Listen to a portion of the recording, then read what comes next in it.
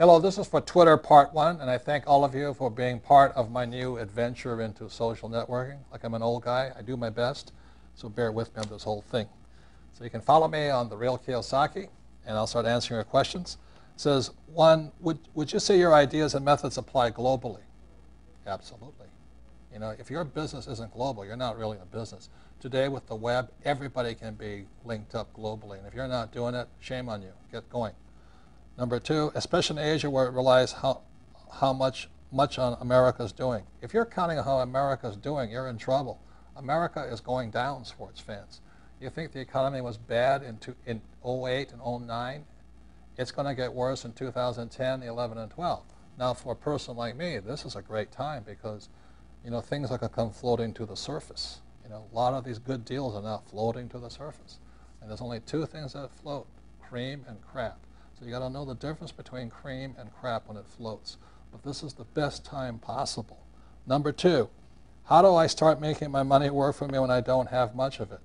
Well, this is your greatest asset. If you don't have money in your hands, it's because you don't have money in your heads. One of the best things that ever happened to me was my old man was broke. He had no money. He didn't even pay for my college education, the lousy bugger. But it was the best thing that ever happened to me. And I didn't have a job, so I had to go and start a business with no money. So the whole point here is I learned to teach myself how to make money when I didn't have any money.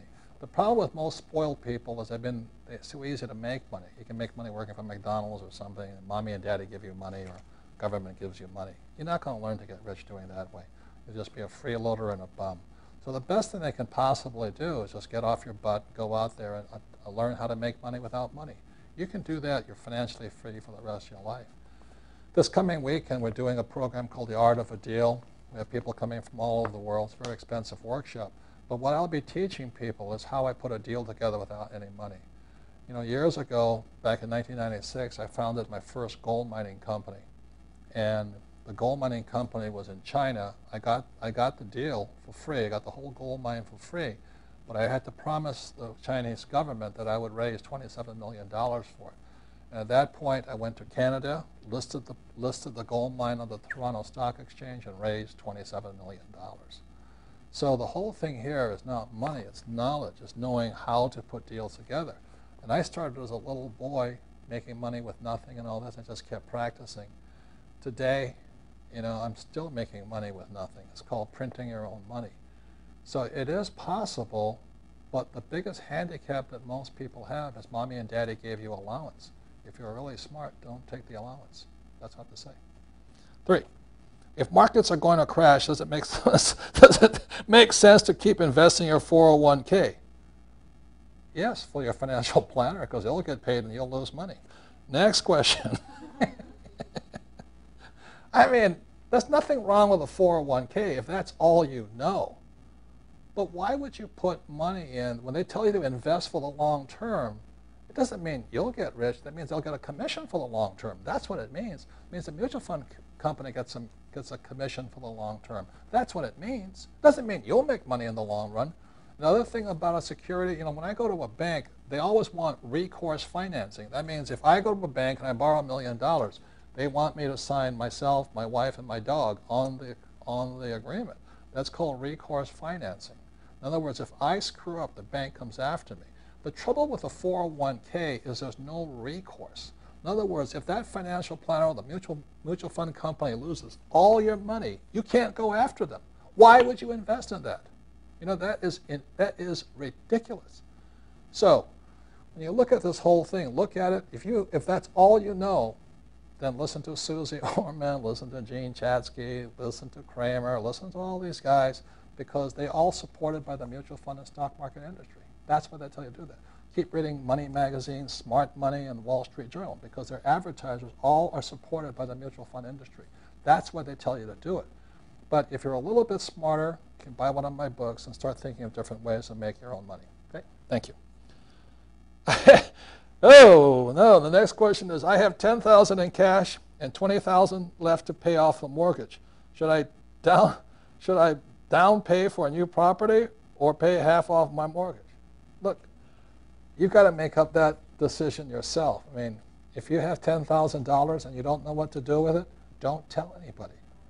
You know, because everybody out there will tell you what to do with your $10,000, and their advice will be, give it to me, give it to them, you know, so they can lose your money. So if you're that incompetent, you don't know what to do with your money, keep your mouth shut. That's the most important advice I can give you. And start reading books, looking around, talking to other people. But don't admit you don't know anything, you don't know what to do with your money. Because if you don't, everybody else does, okay?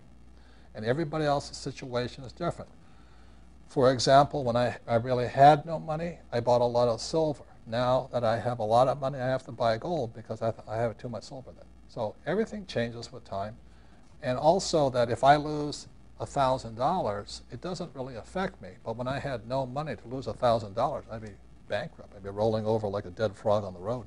So every situation is different, and you've really got to evaluate your own personal situation. So that's why I don't have an answer for that. I'm just going to say that you really do need to get educated and figure out what you're going to do with your money first before you tell anybody you don't know what to do with it.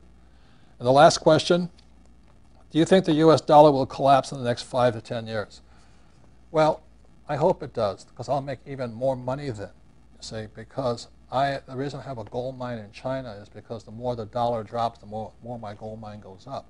But for most people, unfortunately, the collapse of the US dollar will damage most people. And that's why, really, Conspiracy of the Rich, you know, read about 8 New Rules of Money so you can get some ideas. I always recommend to people right now with gold at about $1,050 and silver around $17, $18, buy silver. Silver and gold is still real money. You still have a chance. So in case the US dollar is miraculously saved by God, Buddha, and Muhammad, you know, in 5 years, at least then you won't have losses. But if it does crash, you'll still have some gold, silver, and stuff like that. So at least you'll have something. So just remember this, every currency, which is like the US dollar, which is fiat currency, which is printed by the government, like the yen, the euro, and the pound sterling, every fiat currency throughout history has gone to zero. And when I hear Americans say, oh, that won't happen in America, this is America, land of the free and home of the Federal Reserve Bank, you know, it's not going to go to zero.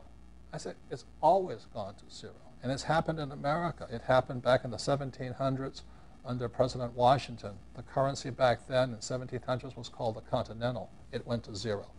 And there was about 250 other currencies that went to zero in the U.S., in the red, white, and blue. But one of the more famous ones that went to zero was the Confederate dollar. It went to zero also. So do you think the U.S. dollar will collapse in the next 5 to 10 years? I don't really care, because I'm going to make it one way or the other, and that's what I want for you. I want you to be thinking about what happens if this happens and what if that happens, rather than listening to Obama and Bernanke and Geithner tell you what to do, or your financial planner. You better start thinking for yourself and asking yourself, if this happens, what happens? And if this happens, what happens? At this present time, given what Bernanke is doing with the Federal Reserve and printing trillions of dollars, and the reason gold is going up is because people are dumping the dollar. I was just in Peru, and I met with the head of the Central Bank of Peru, and he says, we're silently dumping dollars as fast as we can, and we're going to gold and other currencies. So that's what's happening worldwide. And if the rest of the world panics and does that, it's over with. Just on November 3rd, the Indian government bought 200 tons of gold at the height of the market. And Indians are really smart. You know, they like to buy things cheap, but they still bought gold at the height of the market. 200 tons of it, a $6.7 billion transaction. Look, if the Indians are smart enough to dump the dollar, maybe so should you. But you've got to trade it to something that does well. When the dollar falls, something's got to go up. And generally, that's gold, silver, and oil. So that's my recommendation. So, Twitter part 1, thank you for your questions. And follow me on The Real Kiyosaki. And I appreciate your questions.